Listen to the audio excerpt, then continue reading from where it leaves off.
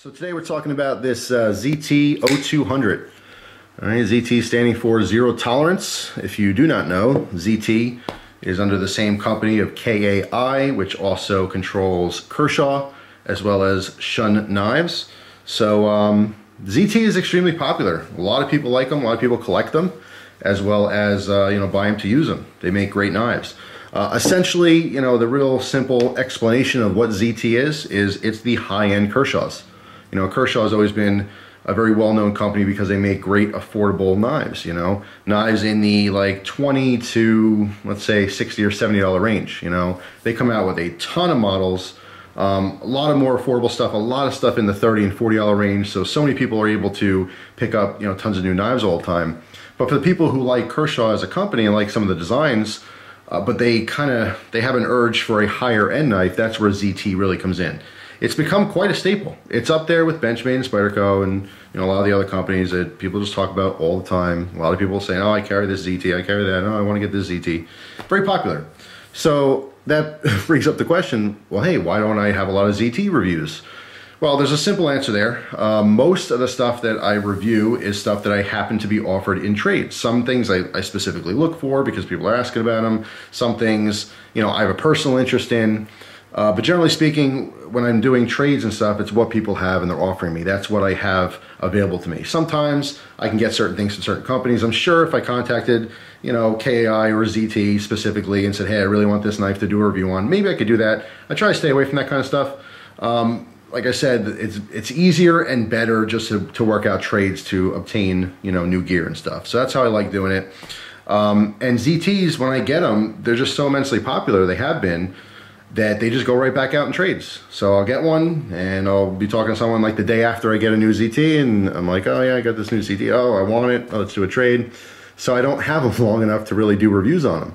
I have carried numerous models. Not too long ago, I did a sale. I had a ZT, and again, like right after I got it, someone contacted me. They really wanted it. They ended up being somewhat local. I actually met them in person. They're a wonderful dude. Did the sale real quick, and that was it. So I never even got a chance to do a review on that particular model. So a lot of people brought this up to me many months ago and said, hey, we want more ZT stuff. So I made it a point that the next ZT that I was going to get, I was going to hang on to and use the thing long enough to do a review on it, and that's what this is. But I hung on to it too long because this is discontinued now. So certainly we'll be trying more ZT stuff out in the future. But yeah, this is the ZT0200. It is discontinued, but you can still find it on the secondary market, places like eBay. There's still a bunch on there. They're brand new. You can get them, on the forums and stuff like that. I already have someone who's interested in this one the second this video is done. So they come and they go. But I did get a chance to use this for a while, and I have some opinions on it. Before I even get into, the details here, the only real negative to this knife is just its weight. It's kind of big and chunky. It comes in at 7.9 ounces, which is hefty to me. I deal with a lot of different knives, most of them in the 4 to 6 ounce range, I'd say. So 7.9, that's heavy. It's heavy, it's chunky. There's no missing that, you know what I mean? If you're very adamant about carrying a super lightweight EDC, and I know a lot of people are, there's people out there that are just dedicated to finding the lightest knife, the lightest flashlight, the smallest this, the smallest that. That's why people love titanium. It's nice and light and strong. This one's not for you. This is a big chunky knife. I would consider this a hard use knife, even though, as we can see, it's just a liner lock. Some people think that's crazy. You're crazy, Jeff. Liner lock, hard use, those don't go together. Well, I beg to differ. I don't really have a problem with liner locks. This is a somewhat overbuilt knife, not in a negative way, in a positive way. There's some thick liners here. You can see it does have an open frame. Okay, so there's 3 standoffs here. What's nice about that is that dust and dirt and all that stuff, it doesn't collect as easily in the open frames. Okay, so you can just literally blow in there. Looking through the frame, you can see that these liners are lightened as much as possible. You can see a lot of holes drilled in there and stuff to try to keep the weight down. But even so, it's heavy, almost 8 ounces. Thick 3D contoured G10, which has an amazing feel. It's very, very difficult to kind of explain how this thing feels. It's similar to like some of the Boosie knives that are out there. I don't know. It's hard because I'm trying to think of something that, like, you know, more people would understand as far as how this thing feels, but it's super comfortable. It as far as grip, I mean, there's some texture there, but it's not, I wouldn't say it's grippy by any means. It is a Canonian design, if I didn't mention that before, and it is made in the USA, which is pretty cool. But it's super ergonomic. I mean, that's one of the first things you notice about this knife, is that it's heavy, but it's ergonomic. Okay, nice finger trail here, nice organic lines, this knife. All right, just falls in the hand very nicely. Pocket clip, doesn't rub or anything. You know, it fits exactly where it's supposed to. Just comfortable. Nice, nice to use. As far as, you know, talking about organic lines and stuff, you can see this does have a recurve drop point blade. The recurve is this kind of S pattern where we have this curvature, but then it comes back up and changes the angle. All right, so it's just kind of a slight S here. Now, if you imagine the front of the blade here was missing, essentially what we have to start is kind of a very weak, like hawkbill blade. Okay, curve like that. So what's happening is, as you go to cut something and you're dragging along, that medium, whatever you're cutting, which is this finger, gets dragged right into that blade. So it slices nice and deep, you know, and then of course it comes back out and we have all that belly there. So it's a great slicing, you know, design, blade profile. However, it's a little intimidating for some people as far as sharpening. They're like, I don't know how to sharpen that thing. Some people just stay away from it. They don't want to deal with sharpening.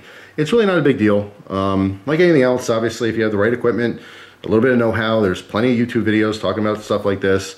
Any rod system, you know, pre-angled rod system, a Lansky crock stick set, which is like 20 bucks. You can easily sharpen all recurves. Of course, Spyderco Sharp Maker, you know, things like that. It shouldn't be a problem, but for some people, like I said, they get a little intimidated by the recurves. But pretty cool looking, very organic. I like a good recurve. As far as some other specs, the blade is 4 inches long. It's a 154 cm. All right, which is a good performing steel. I did get this in a trade used, but still nice and sharp. Maintained a nice edge in using this thing. This one has tungsten coating on there, which is not worn off, even though it's gotten plenty of use. All right, so good coating, blade coating. Closed 5.25 inches. All right, and then overall 8.75 inches. All right, again, made in the USA. Price tag on this originally, because again, this is discontinued now, so you're not going to see it at a lot of dealers, you know, sites. But it sold for about $140 to $160, and right now it's about that, maybe a little bit more some places because it is discontinued. As time goes on, obviously, you know, it'll rise in value as supply comes down and demand goes up. It's just how the market works. This is actually the folding version of the ZT0100. So if you like this kind of design, but you're a fixed blade guy, check that knife out. Literally the same thing, ZT0100.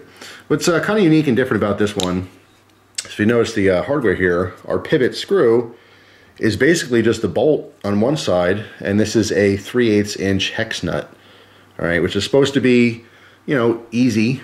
Use a lot of quotes in this video, a lot of air quotes, but it's supposed to be easy to, you know, adjust and assemble and disassemble in the field, so to speak. All right, so if you're just hanging out in the garage and, you know, you need to adjust your knife, you don't need, you know, Torx wrenches or anything like that, nothing special. 3/8 inch wrench will do you just fine. Haven't had to mess with that or play with it or anything like that. It is a liner lock, okay, lockup is nice. There's no blade play in any direction. All right, you can see that there. And again, plenty of use on this one. As far as the blade centering, you can see it's nice and centered. Sometimes it's hard to show blade centering because I have to, you know, I'm looking behind the camera here through the viewfinder, and if I'm off a little, it might look a little off, but, you know, sometimes it's not. It's a little deceiving, but the blade is centered nicely. You can see it is a flipper design here. I like this kind of a lower profile flipper. Some flippers, I mean, the things are like way out there. It's unnecessary. This is totally fine. There's no jimping or anything on here, okay? So you think like, oh, maybe that'll slip. It does not slip. It's totally fine. Good angle, so just get the tip of your finger on there, build up a little pressure inwards, then pop it down, and it shoots right open.